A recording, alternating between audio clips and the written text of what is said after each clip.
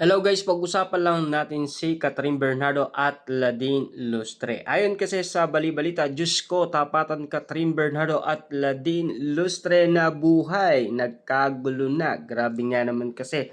Ayon sa nakakaloka dahil lang sa tambalan Catherine Bernardo, James Reid at Ladine Lustre at Alden Richard. Nag-resurface ulit sa social media ang bardagulan ng solid fans ng dalawang aktres. Komento nga ng mga atribidang netizens, kasama rin ba ang away ng fans ni na Ladine at Catherine sa 2016 throwback memory ng trending ngayon sa online. Actually, damay rin sa talakan ang fans ni na Alden at James. Ngayon nga ay inaabangan naman ay kung anong tandem ang tatangkilikin ng netizen. Bumalik na naman sa luma ang pinagtatalunan issue ng fans ni na Catherine at Ladine na kung sino nga sa dalawang aktres ang mas magaling umarte. Parang tanggap naman kasi ng solid fans ni Ladine na si Catherine Bernardo ang tunay na reyna ng takilya sa kasalukuyan. Pero parehong may collab team daw si Catherine sa top grossing movie niya, unlike Ladine na under number 1 sa MFFF 2022 ang movie nito na Deleter kahit walang collab team. May mga nagkukumpara rin sa dalawa in terms of love life. At least daw si Ladine ay happy at very open sa kanyang relasyon kay Chris. Samantalang parang hindi raw proud ang Asia superstar sa boyfriend daw nitong si Mayor Mark Alcala dahil hindi nga raw open tungkol dito ang ex ni Daniel Padilla. Umabot na talaga sila sa love life ng dalawang aktres, ha? Anyway, ayaan na lang natin ang mga fanay sa kanilang social media bardagulan dahil alam na naman ng publiko na hindi magkaaway sina Catherine Bernardo at Ladine Lustre. Na alam nyo naman siguro, ha? Kita-kita nyo naman siguro, no? Nung nagkaroon ng birthday si Dr. Ivy, nandoon ang dalawa. Kitang-kita nyo naman siguro na talagang best friend ang dalawa. Naani mo kasi ang hindi lang may gusto kay Ladine, si Daniel Padilla. Yun lang. Pero si Catherine hindi naman sa ganon, 'di ba? Kontra lang talaga si Daniel Padilla, baka daw gayain niya si Ladine Lustre. Yun ang pagkakaalam nating issue patungkol umano kung bakit nag-aaway daw. Hindi naman sa ganon. Kumbaga, pinapaiwas lang ni Daniel Padilla si Catherine. Na alam nyo naman siguro, sunod-sunuran si Catherine Bernardo kay Daniel Padilla. Pero take note, ang nangyayari daw kay Mayor Mark Alcala at Catherine Bernardo, parang ganun din ang sitwasyon. Pero magkaiba naman sa sitwasyon ni na Daniel Padilla at Kyla Estrada. Iba naman ang kwento. Grabe, talagang paiba-iba na ang kwento. Pero at least, tignan na lang natin kung talagang merong mangyayari at kung katotohanan man ang mga haka-aka na yan, kasi wala pa namang pag-amin eh.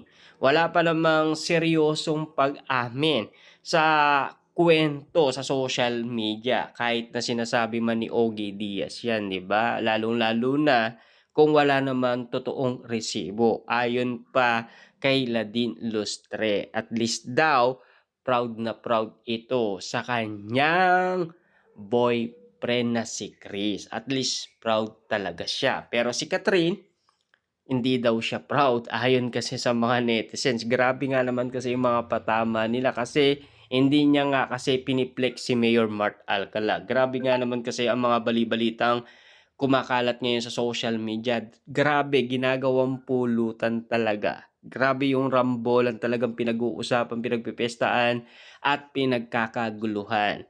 Kita-kita nyo naman siguro ang nagiging resulta sa social media ng dalawang artistang pinagrarambol ng kani-kanilang fans. Kasi dahil lang sa tambalan Catherine Bernardo at James at Ladine Lustre at Alden, Richard. Na alam niyo naman siguro 'no, para walang gulo noong usapan 2016 kina Catherine Bernardo at Ladine, hindi na sila nagpalit.